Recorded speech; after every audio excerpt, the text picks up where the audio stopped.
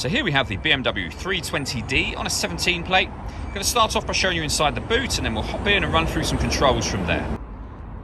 This car's got reversing sensors, and as you can see, plenty of boot space as well.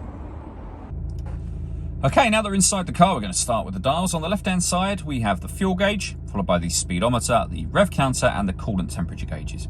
In the middle at the bottom, you can see the total miles for this car. They are 21,199.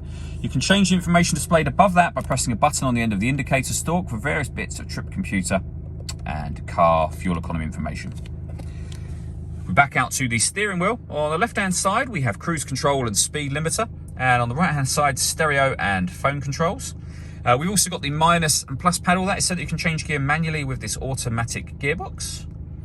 In the center, we have the stereo screen for the car. So this is where, from the main menu, you can access things like, for example, your satellite navigation.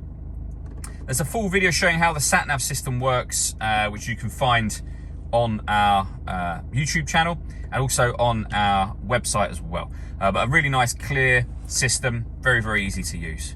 This car has also got AM, FM radio, DAB as well. If you want to listen to your own music, you can do via the CD player just here. You can also plug in various different devices, including auxiliary, USB input, and you can stream your music wirelessly via Bluetooth audio as well. We then have dual zone climate control.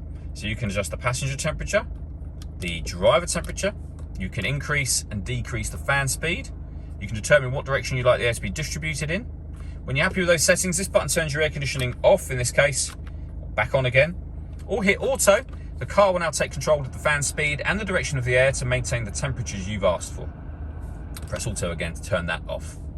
We have a heated driver's seat with 3 different heat settings, and the same over on the passenger side just there. We have 2 cup holders and a 12-volt charging socket. The gear lever for the fully automatic gearbox. This dial is the iDrive system in BMW, and it's what you use to adjust everything up on that main screen. Very, very easy system to use. And then to the right-hand side of the gears, we can turn off the traction control. We can change the driving setup of the car, so we can put it in Sport, Comfort, Eco Pro. We can turn the parking sensors on and off. And within the central armrest, we have the USB and auxiliary inputs. All that leaves me to say is thank you for taking the time to watch this video. If you'd like to come and see the car in person and have a test drive, please feel free to call any of our MJA sites. We'd love to hear from you soon.